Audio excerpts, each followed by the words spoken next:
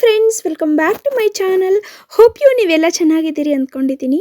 ಇವತ್ತಿನ ಈ ವಿಡಿಯೋದಲ್ಲಿ ಐಸ್ ಫೇಶಿಯಲ್ ಮತ್ತು ಅದರ ಬೆನಿಫಿಟ್ಸನ್ನು ತೋರಿಸ್ಕೊಡ್ತಾ ಇದ್ದೀನಿ. ಈ ಐಸ್ ಫೇಶಿಯಲನ್ನು ಮಾಡೋದ್ರಿಂದ ನಮ್ಮ ತ್ವಚೆಗೆ ತುಂಬ ಆರೋಗ್ಯಕರ. ಕಮ್ ಫ್ರೆಂಡ್ಸ್, ಲೇಟ್ ಮಾಡ್ತೀರಾ, let's get into the video. ನಾವು ಯಾವಾಗಲೇ ಆಗಲಿ ಐಸ್ ಫೇಶಿಯಲ್ನ ಮಾಡ್ಕೋಬೇಕು ಅಂದರೆ ನಮ್ಮ ಫೇಸ್ ಹಿಡಿಸುವಷ್ಟು ಒಂದು ಬೌಲ್ನ ಅಂದರೆ ಒಂದು ಪಾಟ್ನ ತಗೋಬೇಕು. ಅದರಲ್ಲಿ ಫಸ್ಟ್ ನಾವು ಕ್ಲೀನಾಗಿರುವಂತಹ ವಾಟರನ್ನು ಹಾಕಿಬಿಟ್ಟು ನಾವು ಪ್ರಿಪೇರ್ ಮಾಡ್ಕೊಂಡಿರುವಂತಹ ಐಸ್ ಕ್ಯೂಬ್ನ ಆ ವಾಟರಲ್ಲಿ ಹಾಕಬೇಕು.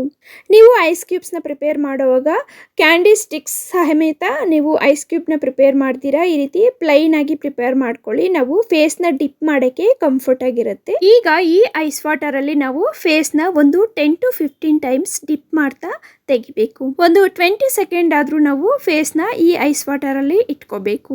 ಒಂದು 2 ಸಲ ನಾವು ಡಿಪ್ ಮಾಡಿ ತೆಗೆದ್ರೆ ಸಾಕು, ನಮಗೆ ಆಮೇಲೆ ಫೇಸ್ನ ಡಿಪ್ ಮಾಡೋಕ್ಕೆ ತುಂಬ ಕಂಫರ್ಟ್ ಅನಿಸುತ್ತೆ. ಈ ಐಸ್ ವಾಟರ್ ಫೇಶಿಯಲ್ ನಾವು ಆಗಾಗ ಮಾಡುವುದರಿಂದ ನಮ್ಮ ಚರ್ಮವನ್ನು ಬಿಗಿಗೊಳಿಸುತ್ತದೆ, ಕಣ್ಣುಗಳ ಕೆಳಗಡೆ ಇರುವಂತಹ ಊತವನ್ನು ಕಡಿಮೆ ಮಾಡುತ್ತದೆ, ನಮ್ಮ ಚರ್ಮದ ಸೌಂದರ್ಯವನ್ನು ಹೆಚ್ಚಿಸುತ್ತದೆ, ಚರ್ಮದ ಸುಕ್ಕು ಮತ್ತು ಕಪ್ಪು ರಂಧ್ರಗಳನ್ನು ಕಡಿಮೆ ಮಾಡಿ ಚರ್ಮದ ಕಾಂತಿಯನ್ನು ಹೆಚ್ಚಿಸುತ್ತದೆ, ಕಣ್ಣುಗಳ ಚೀಲಗಳನ್ನು ಕಡಿಮೆ ಮಾಡಬಹುದು. ಅಂದರೆ ಕೆಲವರಿಗೆ ಕಣ್ಣಿನ ಕೆಳಗಡೆ ಸ್ವಲ್ಪ ಊದ್ದಂಗೆ ಕಾಣಿಸುತ್ತಲ್ಲ ಫ್ರೆಂಡ್ಸ್, ಅದನ್ನು ಸಹ ನಾವು ಈ ಐಸ್ ಫೇಶಿಯಲ್ನು ಆಗಾಗ ಮಾಡ್ಕೊಳ್ಳೋದ್ರಿಂದ ಕಡಿಮೆಗೊಳಿಸಬಹುದು.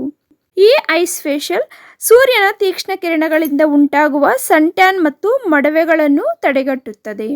ನಮ್ಮ ಮುಖದಲ್ಲಿ ಇರುವಂತಹ ಅತಿಯಾದ ಎಣ್ಣೆಯ ಸಮಸ್ಯೆಯನ್ನು ತಡೆಯುತ್ತದೆ. ಅಂದರೆ ಆಯಿಲ್ ಫೇಸ್ ಇರುತ್ತಲ್ಲ, ಆ ಆಯಿಲ್ ಫೇಸ್ನ ಕಡಿಮೆ ಮಾಡುತ್ತದೆ. ಆಟೋಮೆಟಿಕ್ ಆಗಿ ನಮಗೆ ಆಯಿಲ್ ಫೇಸ್ ಕಡಿಮೆ ಆದರೆ ಮೊಡವೆಗಳು ಸಹ ಬರೋದು ಕಡಿಮೆ ಆಗುತ್ತೆ.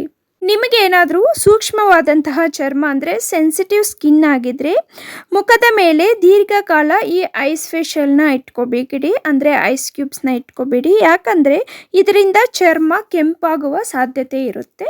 ಐಸ್ ತಗೊಂಡು ಈ ರೀತಿ ಸ್ವಲ್ಪ ಮಸಾಜ್ ಮಾಡಿಬಿಟ್ಟು, ಅಂದರೆ 1 ನಿಮಿಷ ಇಲ್ಲ 2 ನಿಮಿಷ ಮಸಾಜ್ ಬಿಟ್ಬಿಟ್ಟು ಹಾಗೆ ಬಿಟ್ಬಿಡಿ.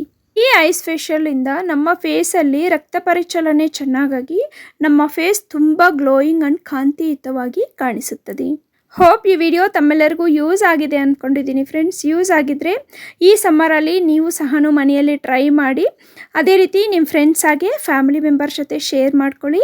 ಈ ವಿಡಿಯೋ ನಿಮಗೆ ಇಷ್ಟ ಆಗಿದ್ದರೆ ಪ್ಲೀಸ್ ಒಂದು ಲೈಕ್ ಕೊಟ್ಟು ಸಪೋರ್ಟ್ ಮಾಡೋದು ಮಾತ್ರ ಮರಿಬೇಡಿ. ನೀವೇನಾದರೂ ಫಸ್ಟ್ ಟೈಮ್ ನಮ್ಮ ಚಾನಲ್ನ ನೋಡ್ತಾ ಇದ್ದರೆ ಪ್ಲೀಸ್ ಸಬ್ಸ್ಕ್ರೈಬ್ ಮಾಡ್ಕೊಳ್ಳಿ.